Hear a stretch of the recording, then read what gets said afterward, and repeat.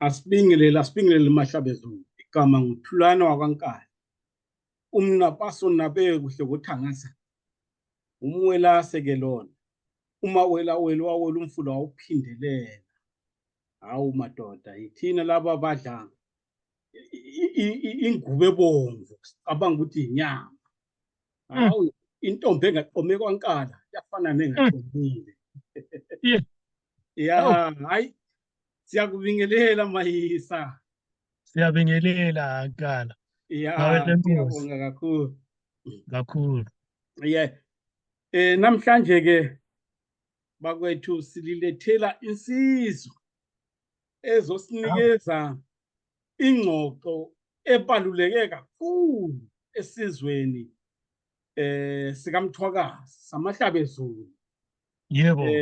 Abaningi abantu bazi ukuthi inkosi loBhengula, inkosi uMzilikazi yamane yasuka kwaZulu yaqonda ngqo kwaMthwakazi.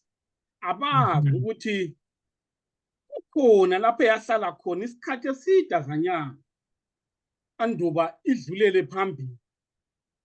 So namhlanje ke sizocela uMayisa ukuthi asicacadele udaba, asihlubele indlube ekhasini, ukwenzela ukuthi sazi ukuthi kade isizwe lesikade sivele sidabuka kuphi, samila kuphi, sahluma kuphi, sandlondlobala kuphi. Siyabonga baba Mayisa. Njengoba nje senishilo, sicela ukuthi usicacadele baba. Ngiyabonga ke hawe lenkosi Nkala. Ngale ke ngizethule kumahlabezulu. Uqobo Mayisa, umbokazi wasolwandle, ulwandle walwela. Lulwela zinkonjane eziphaphe emafini. Utshani busezansi obulamanqumane lendololwane. Umbankomo udla ngamandla kwesemandlweni. Sonkophe ezinde ezingafani lezabafokazana. Umathanda ukuhamba abanye behleli. Yimina ke uJoseph Qobo Mayisa. Yeah. Ngibonge ke qhawe lenkosi, ngibonge ke Mahlabezulu. Into le esikhuluma ngayo into ebaleke kakhulu. Sikhuluma ngani? Sikhuluma ngemvelaphi, i-history yamaNdebele. Sikhuluma ngayo ngoba sesinanzelela ukuthi iminyaka yonke le i-history le ebeyikhulunywa, ikakhulu le ebesiyifunde ezingwalweni zesikolo, ibingayisiyona eqotho. Njalo ilokunengi ebekufihliwe, kungavumelekile ukuthi kwaziwe, kuxoxwe, kuphathwe kwabangani incwadi. Enye yezinto ebingaze yaxoxwa ngendlela yindaba yohambo lwenkosi uMzilikazi mayiphuma le eNgome ize iyewela ngale kukaLimpopo iyekwakha isizwe samaNdebele eZimbabwe. Masisizwa abantu bekhuluma ikakhulu abaphendli bemvelaphi, labalobi bezingwalo babethanda ukuthi hayi inkosi uMzilikazi yayingeyinye izinduna zempi yenkosi uShaka iSilo, kwaqatshanwa kubangwa inkomo ayehambe wazithumba uSomnisi inkosi yabeSuthu, kwasokuliwa ke yasifohla ke inkunzi kaMahlobane, yafohla ke Ngome ngemva kwempi yaliwe eNtumbane. Nanso idabula uKhahlamba iDrakensberg Mountain, isiyawela eTransvaal, idabula nasiya isiyawela eZimbabwe. Ikanti ke hayi cha, kakunjalo. Laphana basuke bapheka inkobe bancitshisa itswayi. Akunjalo bakithi. Inkosi uMzilikazi ngempela yala udabula uKhahlamba yayawela emangweni lo wangalezi nsuku sesiwubiza iTransvaal, eyayibizwa iTransvaal before 1994. Angithi iTransvaal kwakuyilizwe elabuswa ngamaBhunu. Sizakuza ukuthi kwabanjani, kwenzakalani ukuze izwe leli libe khona njalo libuswe ngamaBhunu. Nxa inkosi Mzilikazi weluKhahlamba ngale bathi yafika yakhumuza endaweni okuthiwa ekuphumuleni. Ekuphumuleni leyi isemangweni we-South Africa kuthiwa yi-Middelburg. Isuka lapho kuthiwa yaya kwakha endaweni okuthiwa kusezinyosini. Ezinyosini kasilaqiniso ukuthi kwakuphuma, kodwa-ke bayasho abadala ukuthi yasuka lapha yakwakha ezinyosini. Yiwuphi umnyaka lo esikhuluma ngawo Nkala? Sikhuluma ngo-1822. 1822 kusiya ku-1823. Yiwo umnyaka esikhuluma ngawo la. Inkosi-ke isiyakhe imizi le eMiddelburg. Nansiyana imuka-ke isiyakwakha ngale komfula ubhalule i-Olifansi ngapha esithi kusempumalanga, impumalanga province yalezi eSouth Africa. Baba Mayisi, ngiyabonga. ngicela ukungena emadevini ba ungixolele kakhulu kulokho. Ngiyazi ukuthi lihambe lilithimba elithile. Uma kungenzakala ngicabanga ukuthi into kade kumani ngiqala ukubuza ukuthi is it possible ukuthi uyethula ithimba uhambe nalo nokuthi vele injongo yokuhambela lezo ndawo bekuyini? Ngiyabonga. Nkala-ke sihambile-ke siqeda uhambo oluthethe insuku ezilithumi. Uhambo ade ezilithumi. Okay. Uhambo lolu belulandela imizi eyakhiwa yinkosi uMzilikazi eyayiyimizi yamaNdebele eSouth Africa. Sihambe siliviyo lezinhloli labaphendli bemvelaphi. Sisiyaqaza lapho okulemizi njalo lapho okwaliwa khona izinto ezinkulu ezaliwa yinkosi uMzilikazi esilwa lamaBhunu. Ngoba inkosi uMzilikazi isuke eSouth Africa ixoxa ngamaBhunu, hayi inkosi uChaka. Inkosi uMzilikazi kasukanga eSouth Africa exoxa inkosi uChaka. Inkosi uChaka yayisibhubhile wabulawa ngo-1828. Inkosi uMzilikazi iphume ngo-1838. Iphume eSouth Africa. Ngoba ukubeka kahle lapho kakhulu ngibona ukuthi iningi labantu bathi wabalekela uShaka. Sengathi wasuka uShaka esaphila. Cha, inkosi uShaka wehlukana nayo ngo-1822. Futhi from 1822 to 1828 inkosi uShaka ibusa kwaZulu. Inkosi uMzilikazi yayisikade yahamba. Kuthe-ke ngo-1828 inkosi uShaka yasibulawa-ke ngumfowabo uDingane. Siyazi ingoma le ethi inkosi uShaka wabulawa nguDingane lo mkabayi kaJama. Ngo-1828 lo inkosi uMzilikazi Baba Mayisi. Yebo. Usho ukuthi 6 years inkosi uShaka ibilokhu isaphila. Ayizange yamlandelela, ayizange yayilandelela inkosi uMzilikazi. Hayi, inkosi uShaka akayizange ilandelela inkosi uMzilikazi. Kungenxa yani abaphendli bemvelaphi abakwaZulu abafana lo baba ukunene siwashona, owaloba ibhuku eliyilona elayichaza layichaya ihistory yenkosi uShaka. Uthi yena hayi inkosi uShaka yathi yona ma inkosi uMzilikazi phuma kwaZulu isiye enyakatho, uba ngesingisi lokho esithi yi-extension yesizwe sakwaZulu. Ngakho-ke bathi bona inkosi uShaka noma kwaliwa kodwa yamdedela wahambo kaMashobane.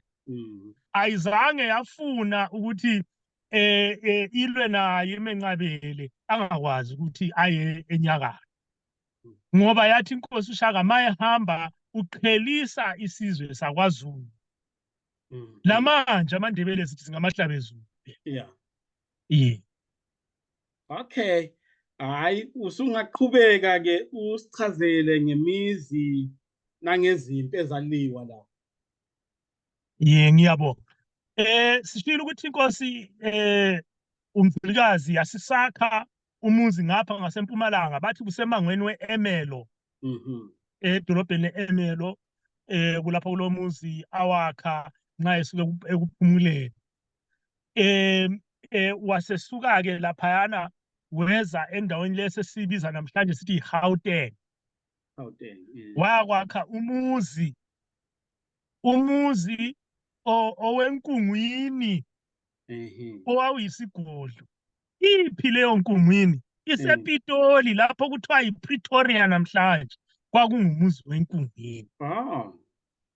Bathi ke kuona kanye umuzi wawusendaweni okuthiwa iWonderbroom ePitoli lapha ngibona ngani kulokuyi-airport okuncane khona pha. Okay. Unabili usehla usiya ezihlengeni zePitoli kulemfule emkhulu khona phana lezigodini zePitoli kunendawo okuthiwa yi-Fountain Valley lapho isizwe samaNdebele esasikha khona amanzi. Sihambile safika kuleyo ndawo ePitoli Fountain Valley. Yeah. Umuzi lwana owawumkhulu kwakuyinkungwini. Kwakuyilona gama la inkungwini. Inkungwini ke nkana ichithwe yinkosi uDingane ngo-1832. uDingane uthume iqhawe lakwaZulu uNdlela kaSompisi owakhokhela izimpi ezayahlasela enkungwini. Yeah. Zihlasela inkosi uMzilikazi akekho lapho. Uhambe lamabutho ukuyakulwa laMalawu ngasezansi le kuVaal River. Sifikile futhi la kuleyo ndawo. Uhlasela nje usencwetshwe indlebe yinduna eyathengisayo eyathengisa isizwe induna okuthiwa ngumhlanganiso owebutho lenqa inqa. Nguye sahambe wayancwela indlebe inkosi uDingane wathi hayi ayaphuma amabutho kuyasala nje lamaqheku. Yitho isikhathi sokuhlasela ngempela wahlasela waphose wawuchitha umuzi wenkosi. Kwasala abanengi khona phana. Sibona ngasilandelela izibongo zayo inkosi uDingane kuthiwa kwasala amakhosikazi enkosi uMzilikazi laphana, kwasala onina benkosi uMzilikazi nabantwabakhe abangamantombazana abathize abasala kuleyo mpi abadliwa ngumkhonto kaDingane. Kusenkungwini lapha kusePitoli. Inkosi yasisakha omunye umuzi endaweni okuthiwa iMahalisburg. Maniyazi iMahalisburg. Nawo iMahalisburg yanemizi eminingi, wasomuzi owodwa nje. Okay. Kwakulemizi eminingi lapha eMahalisburg. Siyabona futhi ngaleso sikhathi kwahlasela Amalawu ngama-Cape Colours, lo sibiza ama-Cape Colours. Okay. Babehlasela inkomo zenkosi besiyathengisa eZikebheni eKapa. Bahlasela ke nabo bahlasela amabutho engekho. Hayi ke uMkhaliphi iqhawe elikhulu lathi i-counter attack lanqoba Amalawu labulala 400 Amalawu. Lathatha izibhamu 300 ayelezibhamu. Kodwa ngaleso nsuku umkhonto wawusidla isibhamu. Hayi ngamaqhawe phela okhokho bethu. Yeah. KwakuseMahalisburg kamnandi nabasi. Izenzakalo zonke izehlakalo zonke lezisenzeka kwakusenzeka eMahalisburg. Ngale kweMahalisburg kunendawo manje sibizwa iHattleby Sport. iHattleby Sport kwakungumuzi weNdinane, Indinaneni kwaMachazi. Kwakungumuzi weNdinaneni lapho sokuyiHattleby Sport. Indawo enhle nje lemfula elezigodi awubona la ukuthi inkomo laphana zingaphumelela ngoba abantu bakithi babefuyile abantu benkosi uMzilikazi. Inkomo phela yizo zazi economy yalezo nsuku. Kulomuzi kwakulomuzi laphana okuthiwa indinaneni. Okay. Bese kusiba lomuzi omkhulu waba yisigodi phela wasemhlahlandlela. Umuzi lo usemangweni weRustenburg. Mawuyazi iRustenburg kulomuzi yilapho kulomuzi owawunabile owemhlahlandlela. Uqhubeke usiya khona lentshonalanga usiyabanga eBotswana usiyabanga edrobheni laseZires uzahlangana ke lomuzi weMoseha. Umuzi weMoseha iMoseha ile masinganthoke eBotswana ingani ususiya eBotswana yabo ngani ususiya eBotswana yabuseduze impela lo mngcele weBotswana uhlangana ke lomuzi weMoseha yilapho kwakuhlala khona abafundisi laba abayibona ababhala imvelaphi eningi ebhaliweyo hayi le eyethu yesintu esiyiqoqayo le ebhaliweyo elotshiweyo sayithatha kubafundisi ababehlala eMoseha. Kwakulabafundisi abesingisi kwayena uMoffat wayefika lapho. Kwakulabafundisi beAmerica, kwakulabafundisi beFrance. Abefundisi bonke labo babeseMoseha. Udlule futhi eMoseha ungani usubheke intshonalanga inyakatho northwest uyabe ususiya emuzini omkhulu owawubizwa iGabha. Likamaqhekeni isiphondo iGabha. Ibizwa iGabha ngoba izizwe zonke zazigabhela lapho. Ingakho kuliGabha. Ayisilo Gabha icontainer. Umuzi omkhulu abanye bathi umuzi lo wawulezinduna 18. So bakithi masikhuluma ngemizi mina basi asikhulumi ngevillage. Ungaze wacabanga ivillage yakho eGwanda kumbe eMagusini hayi kwakulidolobho. Abalobi laba whether kwakungabazingeli kumbe abafundisi babesithi towns iligama babelisebenzisa ngama-settlements kwangama-towns ukuthi kwakusiba lesigodlo umuzi omkhulu bese kusiba nemizana iyabe igqagqele lowo muzi. So it was towns. Uyabuhlala inani impela elabantu elikhulu. iGabha ke was the biggest. Sesingathi iGabha was a city. Ngasasithi ulimi lwanamhlanje. iGabha was a city. Khonale usiya emfuleni uMariko usiyabanga eBotswana. Yayingeminye imizi yenkosi. Nansi-ke isimanga ke kwemna basi. Khona kanye eJohannesburg. EJohannesburg eJozi khona phana kwakwembiwa khona igolide. Kwakulomuzi hayi owodwa. Yayimnengi imizi lapha. Omnye wakhona wawungumzinyathini umuzi wamaBuku. Khona phana eJohannesburg. Amadrobho lawa kulezitarata lamanje ezaziwayo ukuthi hayi kwakuyimizi yamaNdebele lapha. uGP Street kulezinye futhi khona pha. Ungani uyasezansi kweJohannesburg. Kwakuyimizi yamaNdebele. Umngcele ke wemna base wombuso wenkosi. Ngombuso wenkosi bathi bona amangisi mabebhala bathi ububanzi wawuyi-320 kilometers.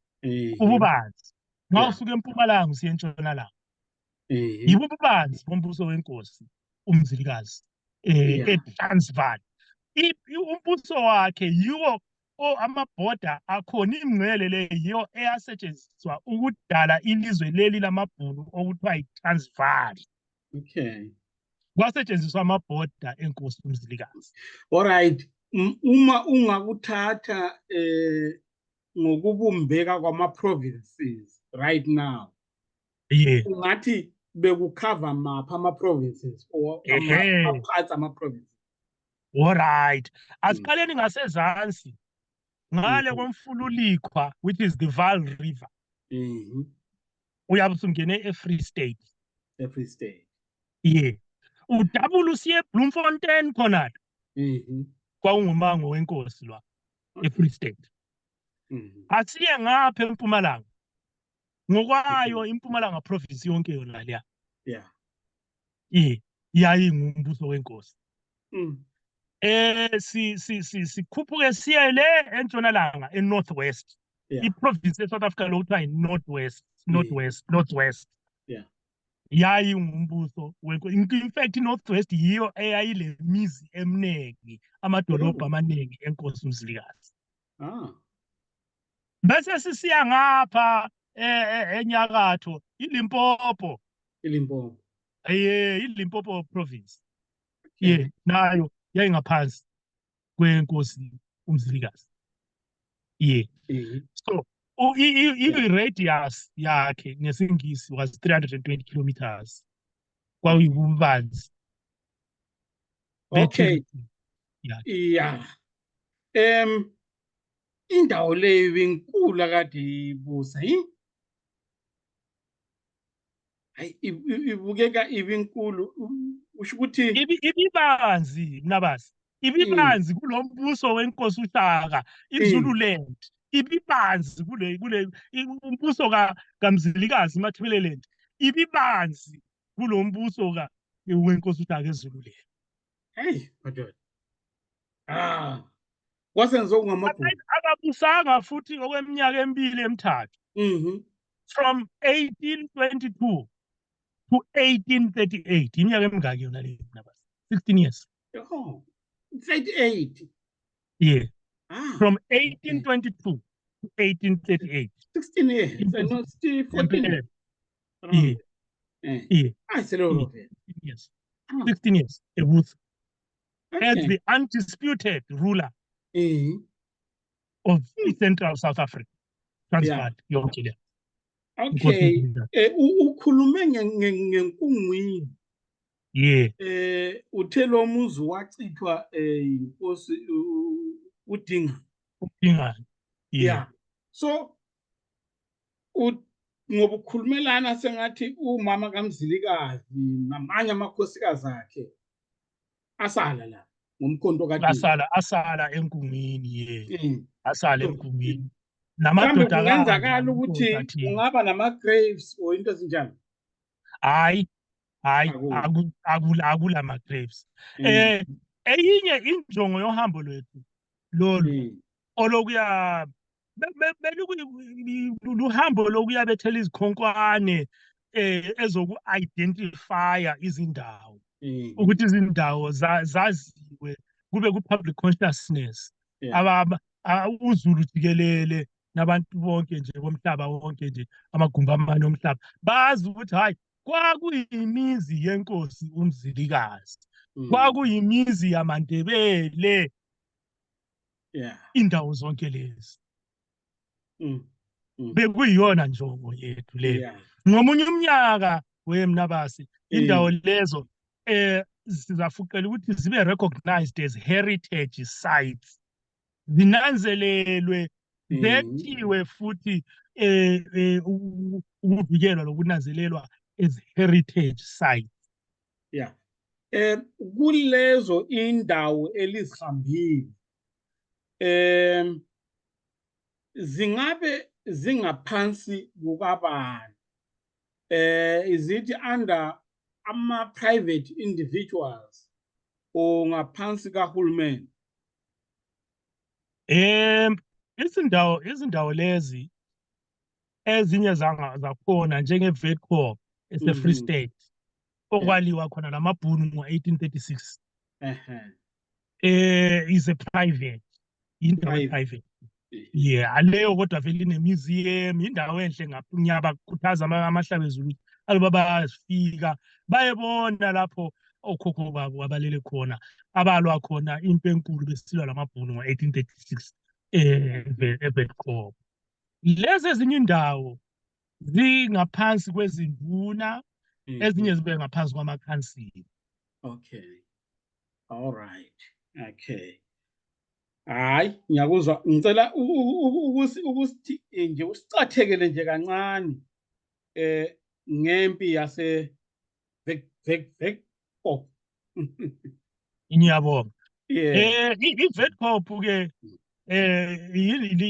yindawo eseqaqeni elisemangweni we-Free State, Mhm. phansi kwedolobho okuthiwa i-Heilbron. Indawo Mhm. zamabhunu-ke lezo. Yeah. Kulotshani obuhle obenkomo, Mhm. kufuyiwe-ke uzabona, akuvulekile, akulaziqubu, Yeah. akulazihlahla ezinkulu, indawo yenkomo.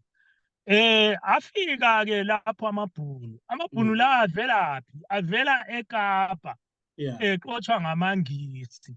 Okay. Afika akha umuzi wabo eVetkopf. Mhm.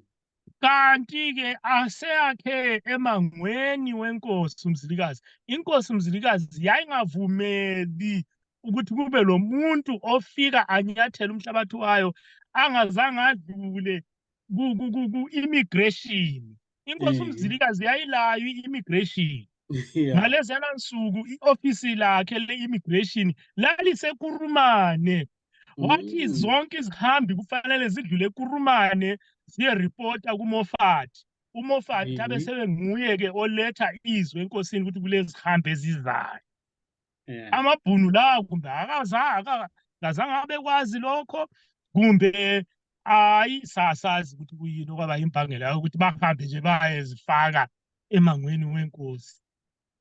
Hayi, inkosi-ke yasithumela iviyo. Kusho ukuthi-ke kwaba lamaviyo amabili ezini. Elakuqala lalivele liyi-border patrol, lipatrola umfula uVaal uLikhwa ngesiNdebele. Yeah. Laliyi-border patrol, laselishayisana lawo amabhunu lawo. Okay. Lawaxotsha-ke laze lafika kuphi? eVetkopf. Ibutho lesibili leza kwahanjisa umbiko wemna base-ke amaqhawe okhokho bethu, hayi kwakungasibantukazana, kwakungasomadotshelana, kwakungamadoda impela, amadoda asibili. Yeah. Babegijima 80 kilometers ngelanga. Bagijima-ke bahambisa umbiko ukuthi hayi sokulabantu asebengene, amabhunu asengene emangweni wenkosi angela mvumo. Inkosi yasithuma iqhawe uMkhaliphi. uMkhaliphi nguye wakhokhela lezo zimpi, zasuka eMoseja. Ngiyibalile iMoseja, yiyo le North West. Ngizwile ibala nto yile duze kweBotswana. Duze kweBotswana. Zasuka eMoseja kubo 2-3 October. Kodwa impi abezingwalo zamabhunu bathi impi yeVetkopf yaliwa mhla ka-2 October. Kusho ukuthi yaliwa yile i-border force. Okay. Kayiliwanga yimpi kaMkhaliphi. uMkhaliphi ufika vele uthola sokunjani, sokuliwe. Okay. Ahlasela-ke lapho amaNdebele, kwaliwa-ke lamabhunu. Amabhunu akha okuthiwa yilaga. Ilaga babehlanganisa izinqola zabo lezi zamahhashi amawogoni, bawabophe abe yisigombolozeli kumbe abe yi-square ngesingisi. Bese bedubula bephakathi. Okay. Yaliwa, ahlasela amabutho ngo-12 emini. Bahlasela ngo-12 emini kwaliwa ilanga lonke phela. Kwaba yimpi yakuqala. Kuthiwa baphuma nxa amabhunu esho, athi baphuma lenkomo ezingu-6,000. Ya nezimbuzi eziyizigidi ezingabalwa. Lezi babazithathela amabhunu, bazisa kuphi? eMoseja, besikhuluma ngabo. Kwaba yimpi yakuqala yeVetkopf. Ngemva kwalokhu kwaba lempi yesibili, lapho-ke amabhunu anqotshwa kumpi yakuqala, babaleka baya eNtabantshu. eNtabantshu kwakuyisigodlo senkosi yabarolongo Okay. eyabesuku. Mhm. Sibagcina-ke khonapho-ke abalondoloza baze bathola ama-reinforcements amanye amabhunu ngoba ayesuka lawo engamakhulu ephuma eCape Town echithekela phakathi Mhm. kwi-imperial le emangweni wenkosi uMzilikazi. Bathe-ke sebeqoqene-ke beza-ke bazohlasela-ke impi yesibili okwaba impi yesibili ye-Vietcong. Hhayi lapho-ke kwasala amaqhawe amaningi amaNdebele adliwa isibhamu samabhunu. Okay. All right. So le eyesibili hayi singathi basedlula. Hhayi basehlula. Impi leyo-ke ibalulekile ngoba iyona mpi eyadala kwaba yikuqala kokumuka kwamaNdebele esuka esigabeni sabo eTransvaal esiyawela uLimpopo. Yilapho-ke isizwe samuka-ke ngo-1838. Okay. Simuka ngo-1838 ngoba 1830 anti impi yaqala ngo-1836. 1837 kuyaliwa izinto eziningi-ke lapho. Amabhunu aseqoqene aza lezikhali ezinkulu. Yeah.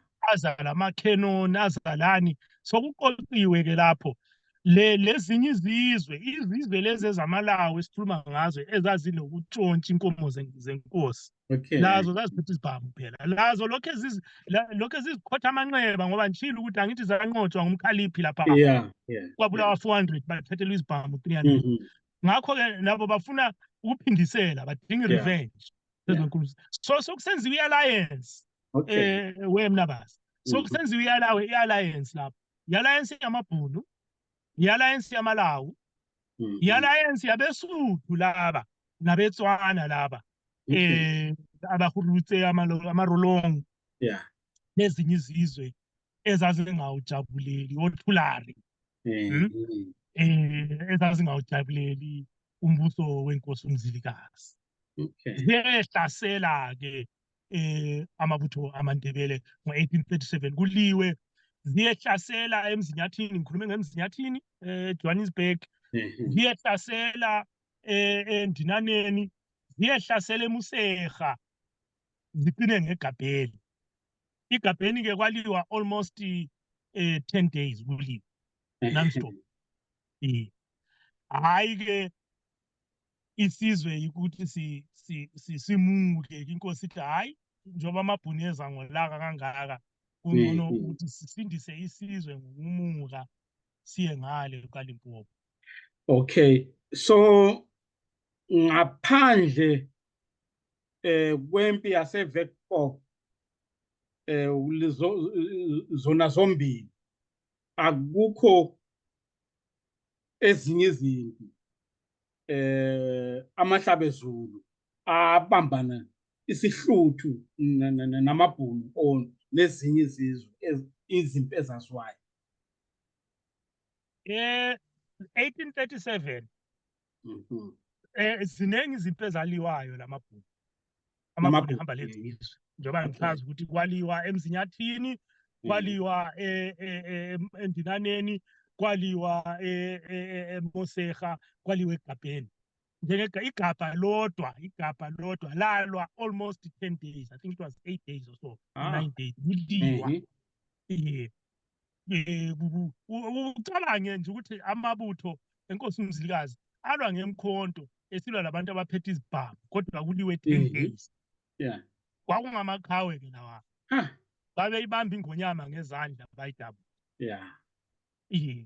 Zaziliwe-ke izimpi lezo. Kangithi mina ngichaze ngokuthi before 1836 before impi yeFekho le ka-October, hhayi amabutho enkosi ayewadlile-ke amabhunu amaningi. Yeah.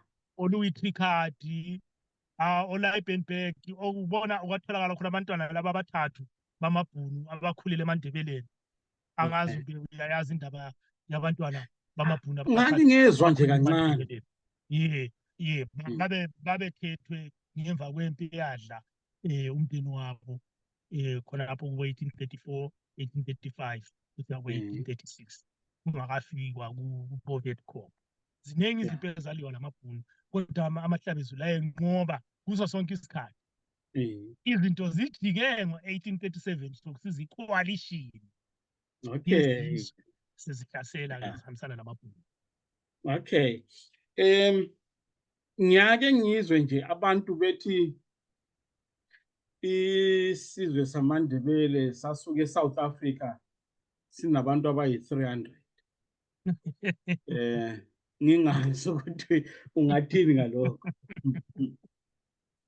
Inkolise Mntabazi.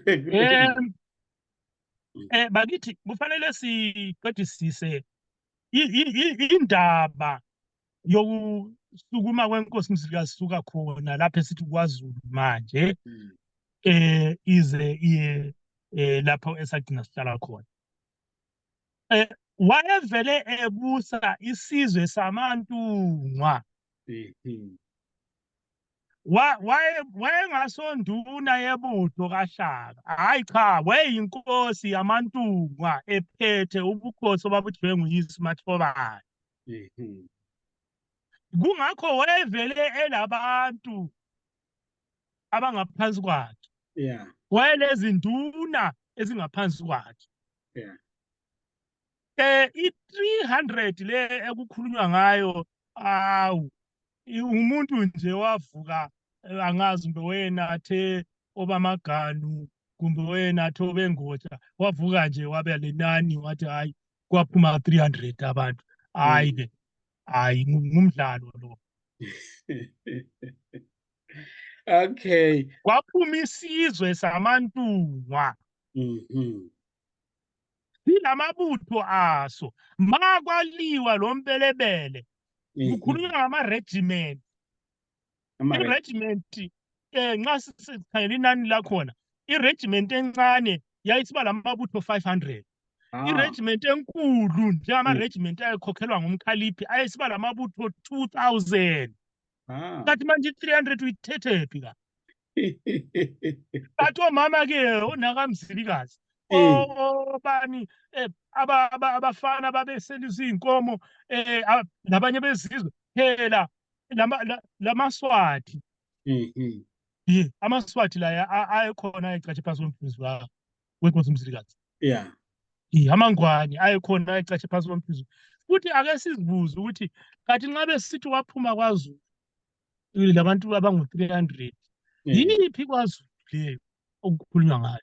Ngoba yena wayakhele ngale eNgome, which is in the north, entabeni iNtumbane. IKwaZulu ingale ngasezansi, iBulawayo kangenkosi Shaka isezansi le.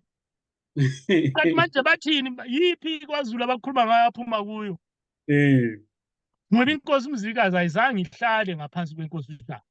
Yena wayele eMantungweni eNgome. Hayi, which is in the north. Ngiyethemba abantu bayezwa.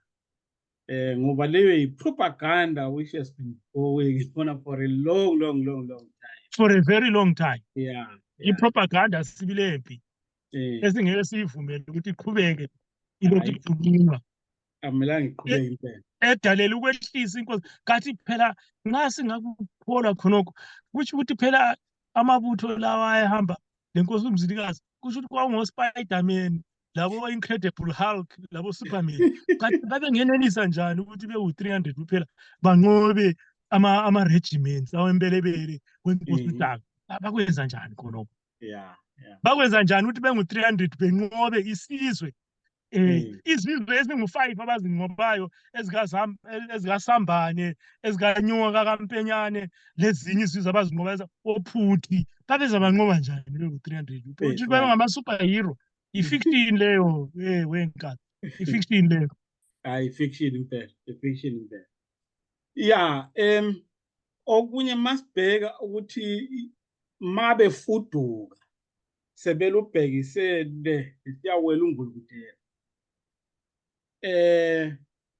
Bahamba bonke isizwe sonke noma kwasala abanye ngeke? Ngiyabonga umbuzo omuhle kangako. Hayi cha, asihambanga sonke isizwe. embuthweni mali senza ukuthiwa yi-tactical withdrawal oyiyona yenziwa inkosi uMzilikazi uthiya amanye amabutho bevikela ingemuva yakho kwasala-ke izizwe kwasala lamabutho asala khona ngase-South Africa uyazi simangele ngoba sithe-Servcop sixoxisana lamabhunu osomvelaphi bamabhunu ama-historians amabhunu bathi bona izizwe ezasalayo ezenkosi uMzilikazi zasiziningi zeza ku-Potgieter. Potgieter nguye ohola amabhunu zathi hayi inkosi yethu isihambile pho-ke kasisela nkosi sesizathela ngaphansi kwakho. Kodwa amabhunu athi izizwe lezi zazikhala zazidanile ngoba inkosi isihambile. Kwasala abantu abaningi lamanje sithe sihamba besihlangana labantu abesuthu abade besithi hayi thina singabakaMzilikazi sibabuza ukuthi kathi lina lingabakaMzilikazi njani lingabesuthu be-North West bethi hayi sasala sasala la kunjalo ziningi izinto ezasalayo la amabutho asalayo. Ngike ngabona somewhere kuthiwa kuneMzilikazi Kingdom ise-North West uma ngingaphazamise North West iLimpopo ise-North West noma hayi ise-North West iMzilikazi Limpopo North West, I'm not sure exactly. Kuthiwa kuneMzilikazi Kingdom angazi noma leyo bese lizwile ngayo noma cha. Right leyo ke baba uMnabase zinsali za Mahlabezulu ahamba lenkosana umntanenkosi uNkulumane. Bafika ke baphiwa indawo ngamakhosi abetswana ePokheng mangweni wona lo Rustenburg eNorth West baphiwa ke izindawo lapho abazinza khona namanje isakhona lemizi yakho. So namanje basakhona amahlabezulu kuleyo ma. So lapho into oyishoyo ukuthi ilokuze nithuna elilaphana eRustenburg Phokeng okuthiwa ngelikaNkulumane usho ukuthi kuqiniseke kangakanani? Inzima ke leyo insindaba phendule inzima ke Mnabase ngoba bona iphuna leliya ligcinwe lamanje ngabetswana abaphiwa leyo responsibility ngamakhosi awona lwana ma ukuthi balondoloze iphuna likaNkulumane. Sihambile safika silibonile ngawethu sakhuluma labo abayibona abalilondolozileyo abagcinele lana liba basichazela ukuthi hayi ngempela liliba lenkosi uNkulumane umntanenkosi uMzilikazi owaphiwa isigaba sokubusa emangweni wona lwabetswana ePokheng. Ngakithi vele yayingaphansi kwemhlahlandlela njengoba sikhilo ekuqaleni. Wasebhubha ke lapho bathi ke nguye olele laphaya mabetsho bona bathi nguye olele laphaya. Manje kungenzwa njani phela Mayisa ukuthi kwazakala iqiniso? Indaba le inzima le indaba le inzima ngoba sengatsho nabo abadala besizwe sakithi izizukulwane zenkosi uMzilikazi kule interview eyenziwa umzukulu wenkosi uNtabeni ngo-1937 weselikhetha laye bambuza ngoNkulumane wathi hayi uNkulumane akabulawanga wabuyiselwa kwaZulu. Kwathi ke inkosi sishonile weza leviyo lebutho ethi uzothatha ubukhosi. Wasekuzwa zinduna ezamtshela ukuthi hayi uzadliwa ngumkhonto wenkosi loBhengula wena. Uyela lapho ubuya khona. Wasephindela ke waya khona le Rustenburg lapho aphiwa khona indawo ePhugeni. Angithi ababona abantu bakoPhugeni bona abantu senator wethu okuthiwa uPhugeni. Bona labana abantu abaleqiniso yibo abantu okumele libabambe libabuze. oPhugeni. Wabuyisela wabuyela ePhugeni uNkulumane. Bese kusiba lo mbuzo ngoba abanye bathi hayi phela lindodeza ithi izothatha ubukhosi eyayixhaswa ngamabutho abeTswana yayindoda lelizwe lilodwa bathi nguKhanda owayethunywe nguTheophilus Shepstone owayebuye owayebusa umbuso wamaNgisi eNatali. Batsho njalo abanye. Bese bephendula ke abadala bona bethi hayi cha ngoba kwathunywa induna uLothe Hlabangani yahamba lomhlaba kaMncumbane ukuthi bayedinga uNkulumane abaze bamthola. Babuya bathi hayi cha babatholanga. Yingakho kwazinza inkolo yokuthi umntwana wafa wabulawa ebulawa ngowabayi lo oyena owayephiwe inkosi ukuthi kahambe lo mntwana amuse kubokhokho bakhe. Insinda baphendula. Angiyazi impendulo yonke. Angeke ngitsho ngesiqiniseko ukuthi lo olele ePhukeni nguyena Nkulumane na kumbe nguye lo Khanda abathi welelizwe lilodwa.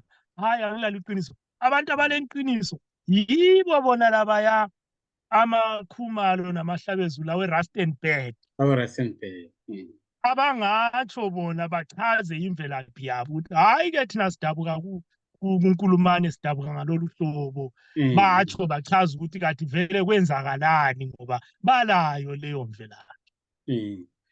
Manje thina sihlulwa yini ukuthi siyekwenza research siyebabuza.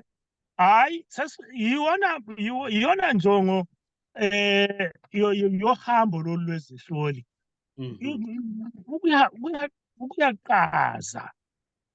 Ukuyabuza imbuzo. Safika sabuza imbuzo eminingi laphana ke ukuthi sisuthiseke.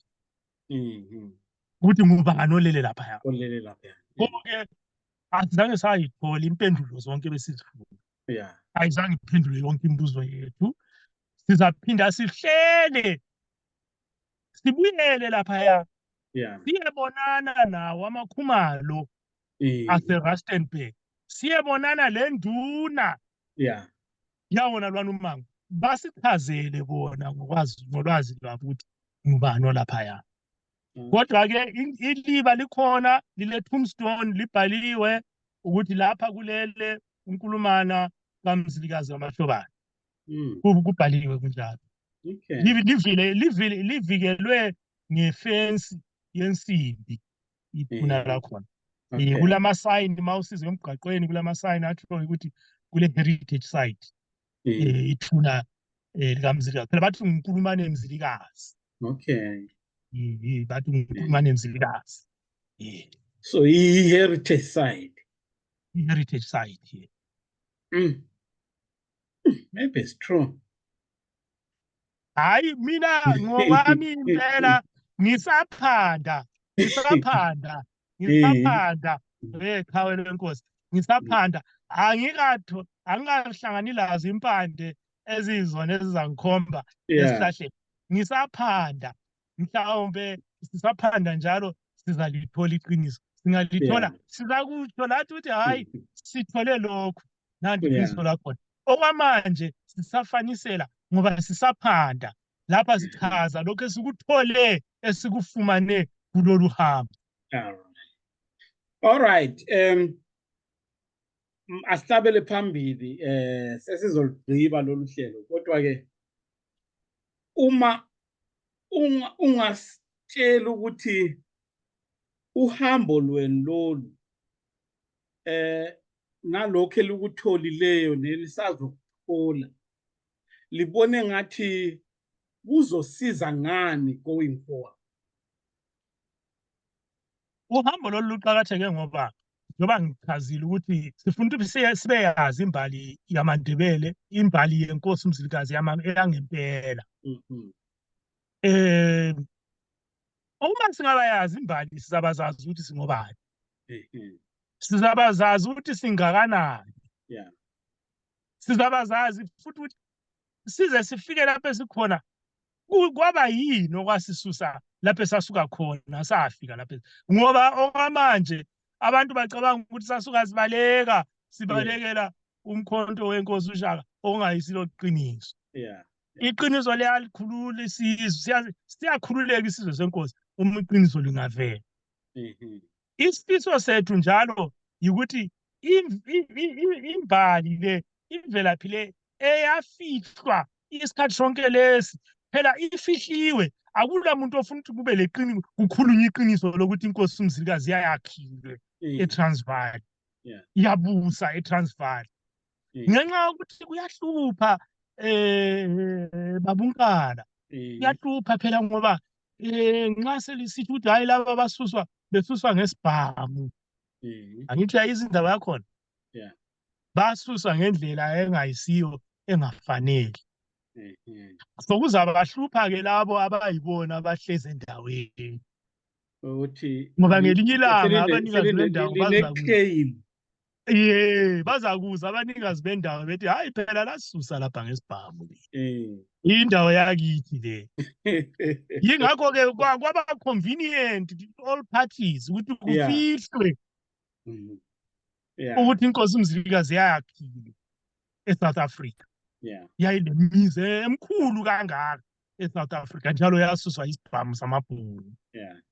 So kaliphuma iqiniso lazakala.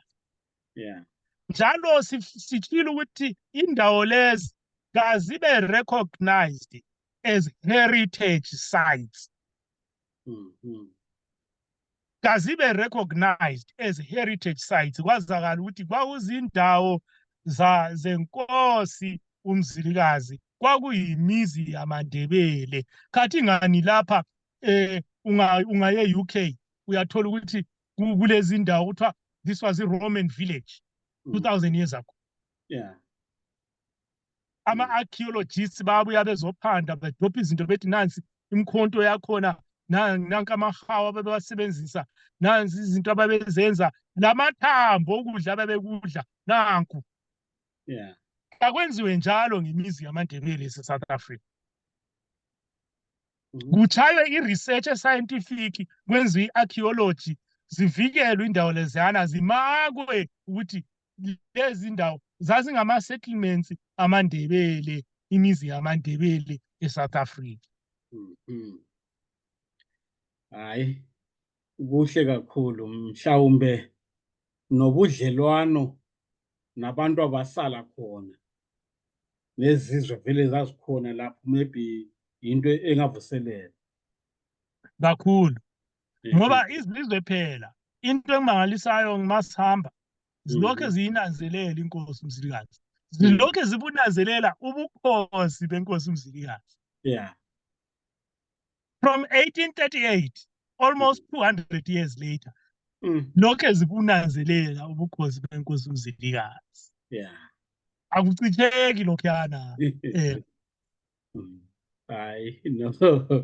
Hayi no, asibonge Mbokazi. Uma kukhona ongafisi ukuthi usinike khona bese sigqiba kumsebenzi lo, singabonga. Into engizathanda ukuyitsho ukuthi ngabe khona Nkala abathanda ukuthi sisebenze sonke nini ukuphendla imvelaphi yethu. Ama-researchers ababe bethanda ukusincedisane ku-researcher. We are planning a follow-up trip on this one that ezoqhubeka isiyabeka izikhonkwane emanqiweni abokhokho bethu eSouth Africa naseBotswana Sinxusiwe Botswana kwakule mizi yenkosi lezintaba ezibizwa ngegama lenkosi sinxusiwe kwathiwa wozani lofika lapho. Okay. Ngakho ngithanda ukuthi ngicele ukuthi nxa bekhona abathanda ukuthi basincedise kule research Yeah. mabasithinte bangathintana nawe nabase bangangithinta sisebenze nini sonke nini ngoba umkhulu lo msebenzi. Banikeze ama-phone numbers akho baba. Inamba zami eze-UK ngu+44 77 1215 1205 +44 77 1215 1205. Zikhona la ku-WhatsApp. Bangangidinga futhi ku-Twitter Chief Mayisa JQ Mayisa. Bengangidinga na ku-Facebook ngikhona. Singaxhumana ziningi indlela zokuxhumana. Ngiyafisa impela ukuthi asibambisaneni lo msebenzi omuhle omkhulu kangaka. Hayi no, siyabonga kakhulu, muhle kakhulu lo msebenzi. Yabona uma ungaphumelela nginethemba lokuthi sizozazi ukuthi singobani, sinamandla angakanani. Ngoba Impela unkosi uMzilikazi hayi no, ubukeke inkosi benamandla kakhulu kakhulu kakhulu kakhulu. Maybe ucisha lingane noShaka or maybe phezulu, never know. kakhulu. Siyabonga. Siyabonga. Sibongile kakhulu. Asibonge Mahlabezulu, sibonge iqhala lenkosi. All right.